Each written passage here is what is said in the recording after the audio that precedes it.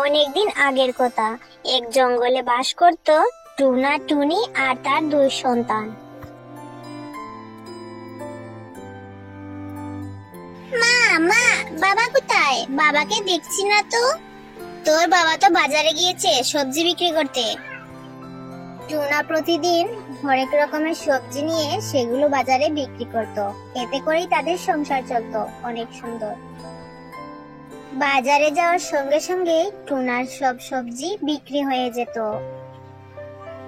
কি কি নিবেন ভাই? এই দেখুন, সব সবজি টাটকা রয়েছে। তোমার সবজিগুলো ভালো বলেই তো তোমার কাছে আসি। এই নাও টাকা। তারপরে টুনা সবজি বিক্রি করে টাকা নিয়ে বাড়ি যেতে থাকে। আরে মা, সন্ধ্যা হয়ে গেল, এখনো বাবা ফিরছে না কেন? ওই তো বাবা চলে এসেছে। আরে বাছারা আমার, তোমরা চিন্তা করো না তো, আমি এসে গেছি। আর আমি জঙ্গল থেকে গিয়ে এক্ষুনি তোমাদের জন্য খড়ি নিয়ে আসছি। তারপরে টুনা জঙ্গলে চলে যায় তার পরিবারের জন্য খড়ি সংগ্রহ করতে। কিছুক্ষণ উড়ে চলে আসার পর টুনা বিশ্রামের জন্য নদীর পাড়ে একটা গাছের নিচে বসে পড়ে।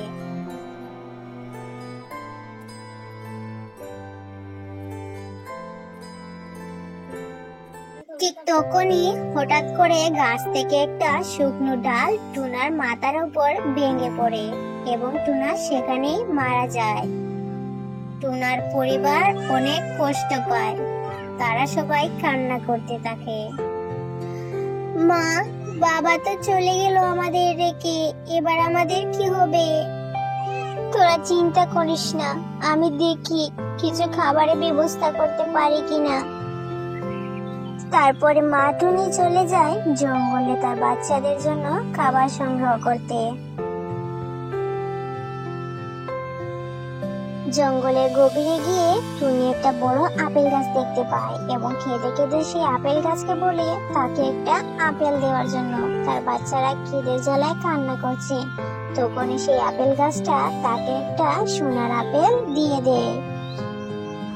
টুনি অনেক খুশি হয়ে যায় এবং সে আপেল গাছটাকে ধন্যবাদ জানায় এবং সেখান থেকে কিছুটা আপেল নিয়ে বাড়ি ফিরে আসে।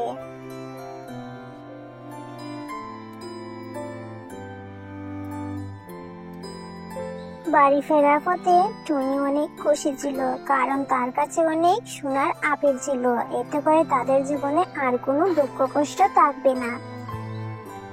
টুনি তার বাচ্চাদেরকে কিছুটা আপেল খেতে দেয় এবং বাজারে নিয়ে গেলে কিছুটা আপেল বিক্রি করে দেয়। এতে করে তাদের সংসার অনেক ভালোই চলতে থাকে।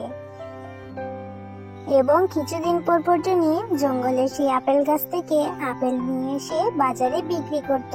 এতে তাদের সংসার খুব ভালোই চলে যেত।